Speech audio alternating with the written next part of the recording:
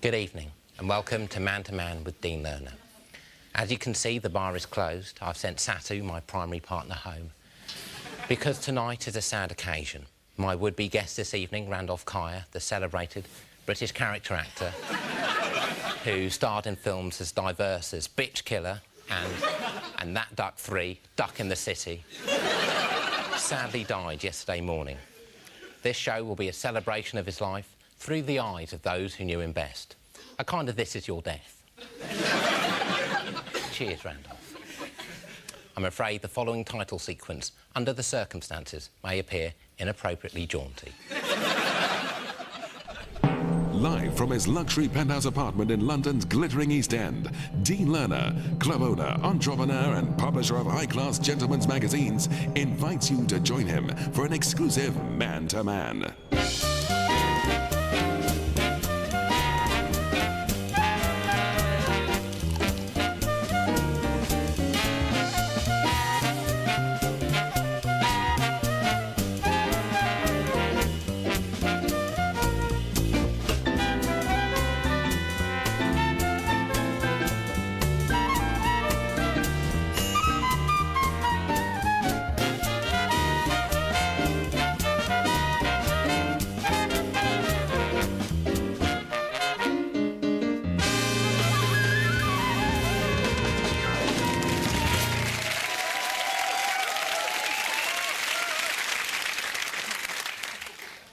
Thank you.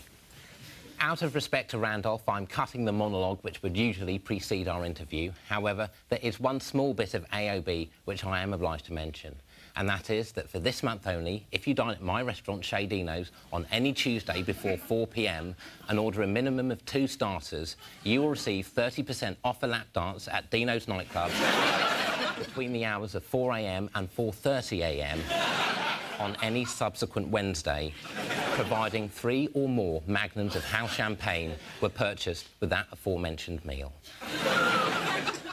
After a career-defining performance as serial killer Sidney King in the film Bitch Killer, the actor Randolph Caer became something of a recluse, rarely giving interviews, so it was a coup and a half to have secured his appearance on this show.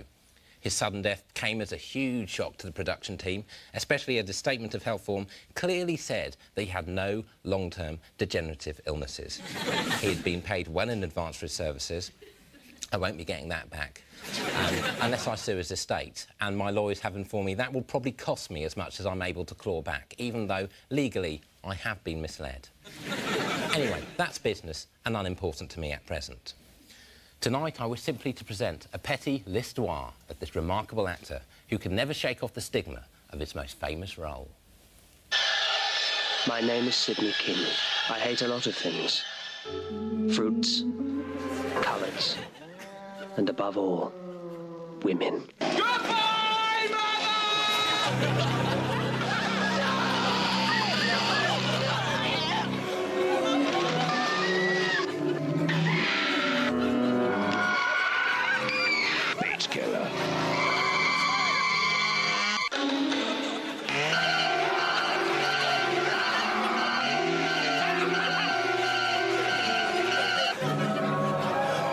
I just get these terrible headaches.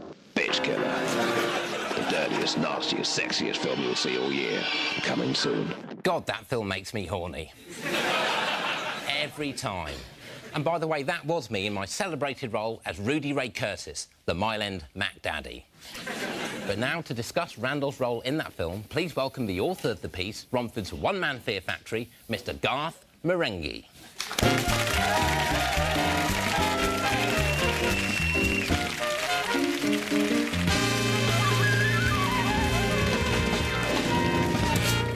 Can I just say it's a sad day for the genre.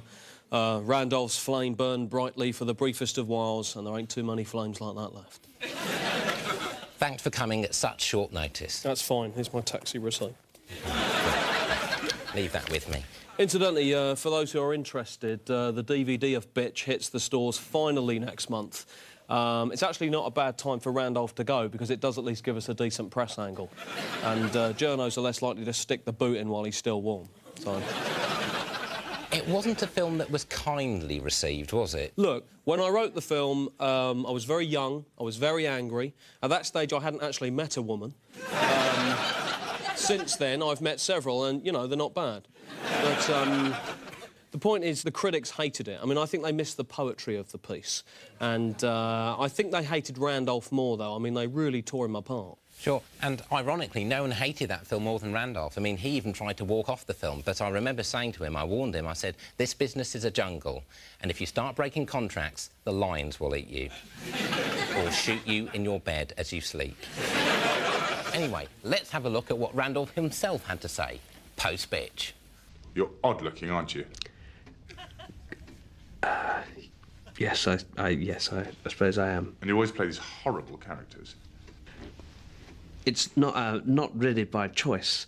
As I say, that particular film is not one I'm personally proud of. Well, you oughtn't be. It's horrible. I know. And I very much regret making it. But you did make it. There aren't many parts around for someone who looks like me, shall we say. It's a horrible film. I know. You're horrible in it, and I find it horrible looking at you right now. I wish I hadn't made it. Who is the real Randolph Caer? Someone who flashes at women who has no hope of wooing? No, I've never done that. But you have been tempted. No. You talk like a flasher. You're bald and unkempt. It looks like you've soiled your trousers. I'm actually very happily married. But for how long? Randolph Caer, thank you very much. I mean, it's so hard to believe that in that interview, Randolph was just 22 years of age. And as you can see from that, you know, he was sullen, bad-tempered, self-pitying, difficult, and above all, disloyal. I mean, I have to say I hated him. I'm probably the wrong person to be up here singing his praises, actually. He was a fine actor, I can say that much. Well, I'm sure he'd appreciate that compliment. Garth Marenghi, thank you very much. Thank you. Randolph found it increasingly hard to find the roles he wanted. Desperate for money, he agreed to star in a bawdy comedy romp about a short-sighted vicar and his busty church organist called Pew, What a Scorcher. Test screenings, however, did not go well, and the decision was made to hire body doubles and insert several scenes of hardcore, penetrative sex. As executive producer of that film, it's a move I bitterly regret. But my duty was with the public and not with Randolph or his family. The subsequent breakup of his marriage was something I hope to discuss with him tonight. In fact, I was hoping I could make him break down a bit, thus showing he had a human side. But, alas and alack, he ain't coming back. With his ungodly looks, he understandably began to receive regular beatings in the street. Beatings that I regret watching, and on occasion, cheering on. Indeed, Randolph's agent would often be called out in the middle of the night to retrieve him from skips. One man who knew him very well during the skip years was the actor Glyn Nimron. Glyn is currently recuperating in a Hawaiian hospital, having been set on fire during a previous episode of this show. And earlier today, we managed to link him up via satellite. Can you hear me? Glyn Nimron! Hello, Dean. Yes, I can hear you. And I've just heard the tragic news, and can I say sincerely how sad I am. He was like a flame in the night, burning brightly. There aren't too many flames like that left. What were your memories of Randolph? I have many memories of Randolph. Sorry. Sorry. What were your memories of Randolph? I have many memories of...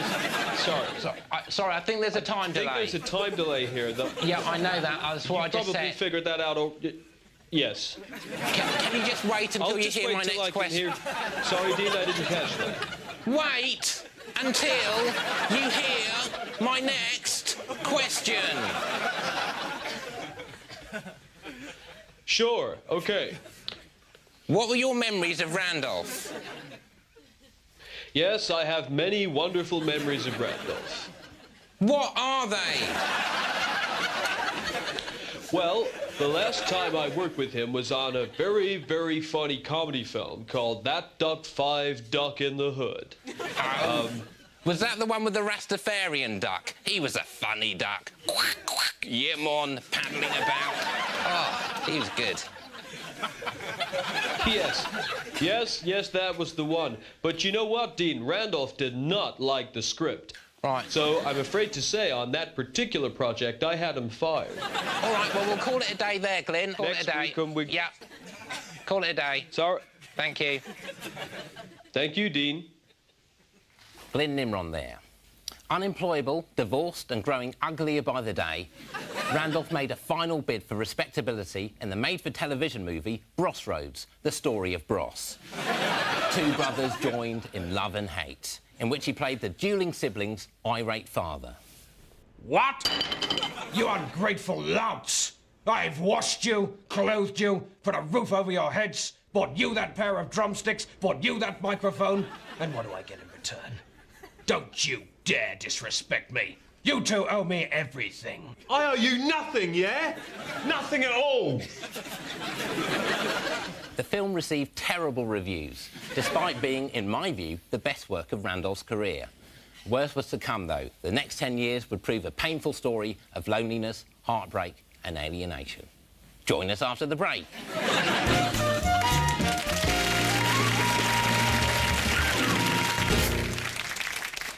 Welcome back to Man with Dean Lerner. We are talking tonight about, not with, the actor Randolph Caer, who died yesterday morning at home on his Jack Jones. One man who knew this now dead actor was former Formula 5 world champion Steve Pissing, who has very kindly agreed to join me on the horn. Can you hear me? Steve Pissing. Hello, Dean. Yes, I can hear you. And can I just say it's terrible news about Randolph and that on the great racetrack of life, no one left a bigger skid mark.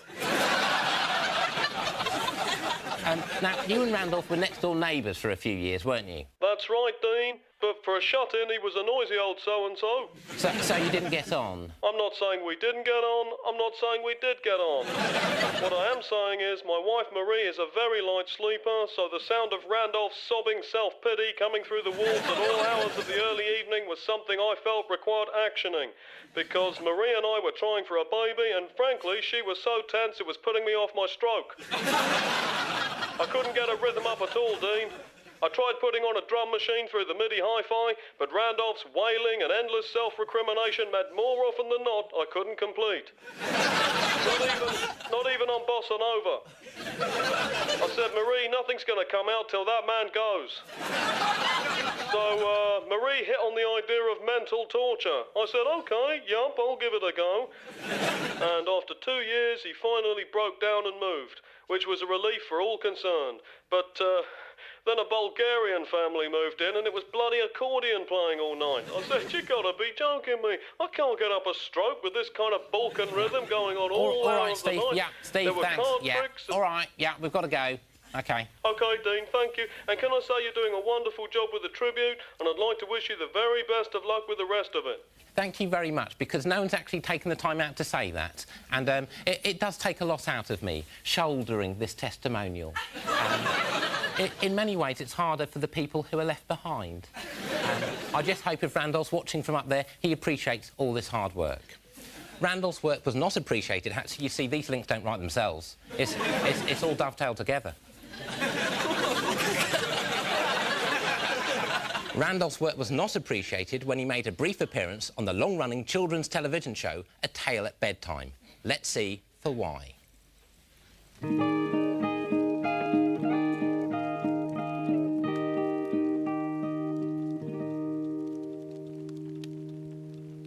Hello. Today I'm going to tell you a story, which I wrote for my own little boy, Charlie. And, Charlie, if you're watching, I hope you enjoy it. The House for Nobody.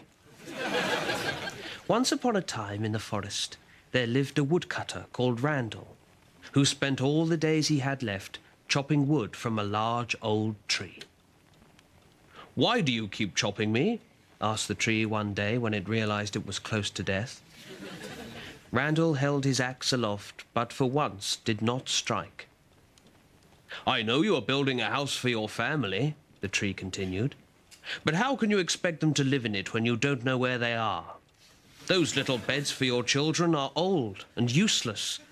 You're building a house for nobody." Randall sighed, recalling that his family had indeed left him many, many years ago. "I am the one friend you have left," said the tree. If you kill me, you will be completely alone.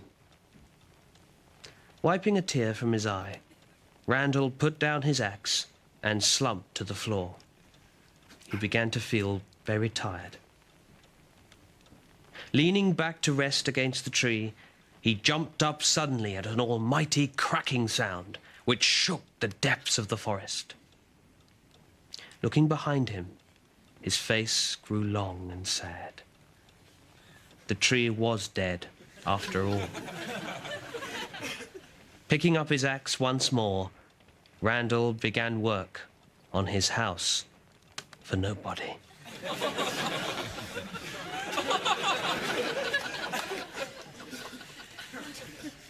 By this stage, Randolph was persona non gratis. But one person who did stand by him was celebrity psychic Amir Shenan, who'd very kindly rushed here straight from the set of his workout video to pay tribute. So, please welcome Amir Shenan.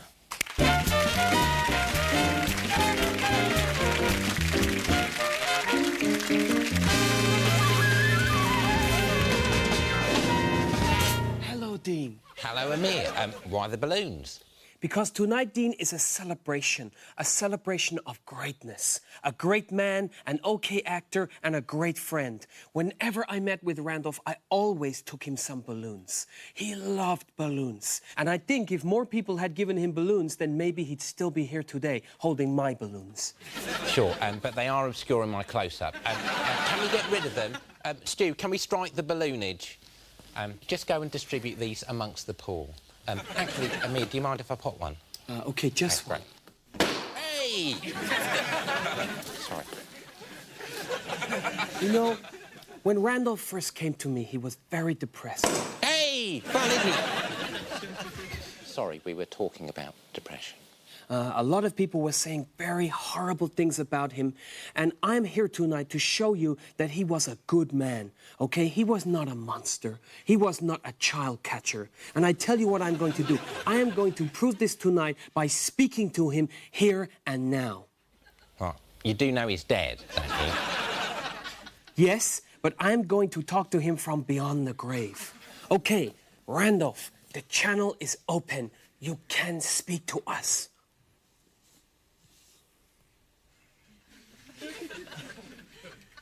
Now.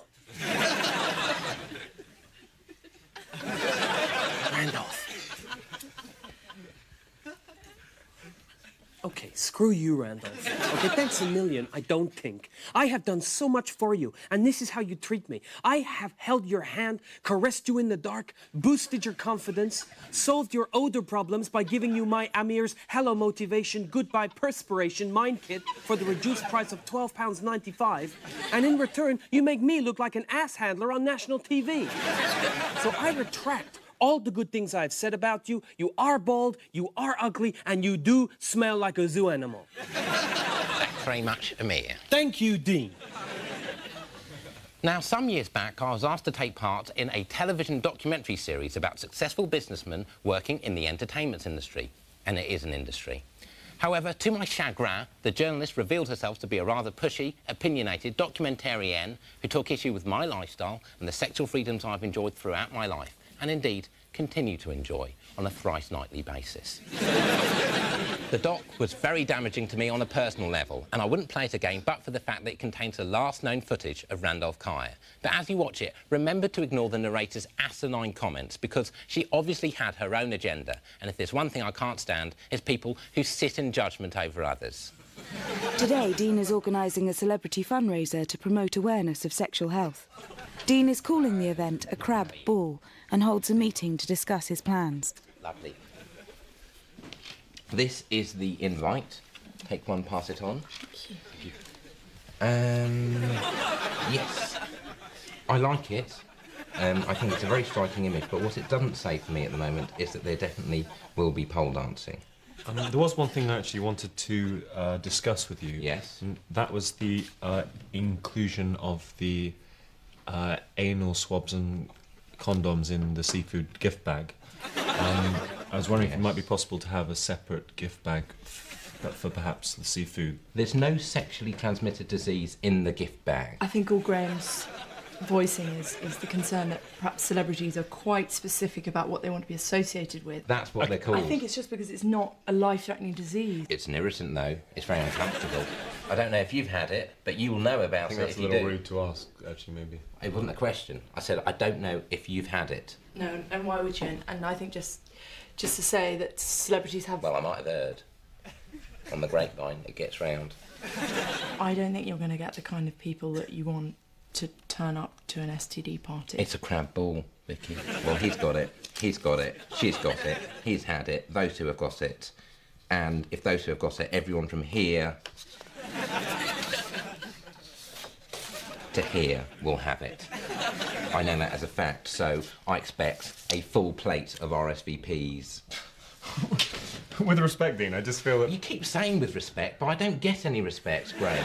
You're a fucking seafood platter designer. Just don't twist my words, Graham. I'm not up in fucking court. That's next week. I'll sort this out myself. Get out. Yeah, cancel their car. Not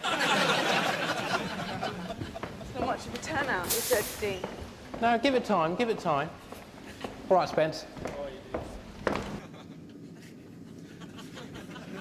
And the problem is, at this rate, it looks like we're going to have to invoice the charity.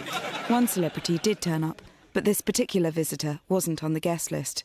Right. Oh, hello, Randolph. Hands off my How are you? You didn't RSVP. What's my face doing on these posters? In accordance with his wishes, we kept our camera off Randolph as much as possible. The whole idea of it is that you look like the kind of person who might have crabs, but you don't. I paid the photographer, I own the image. You touch me one more time, I will call the police. Touch him, Lewis. There we go. Randolph, you're embarrassing yourself. It's not assault, Randolph. Take it's it lawful down, restraint. Randolph, is this about money? Is this about money, Randolph? Because this is sordid. What do you want? 80? All right, I'll make it a ton. How dare you? Ton 20. Ton 4. What about ton 60? And ton 80? And 2 ton? What about that? Why don't you take it? And just get out. He's crying. You've made him cry. I've not made him cry. Well, he is crying. Here come the waterworks. Here it comes. Here comes the rain. I'm trying to have a fun evening, Randolph. I've got seafood. Maxine's here. Satu's here. We're having a party. Pick him up and get rid of him. He's a funny one, isn't he? You can't genuinely think, oh, I'm a handsome man. He's raving, he's mad. He's but ugly, am I wrong? Very ugly. He's very ugly. Why did you give him money? Well, I just thought he could do with a few quid. He looked brassy. Out of the goodness of my heart, you know. It's like I always give, you know. There you go. 20 pence. There you go. There you go. There you go. You know, I give people money all the time. It's not a big deal. Lewis! Don't break him. Give us a call, Randolph. We'll sort this out, because I don't want this to end like this. Right.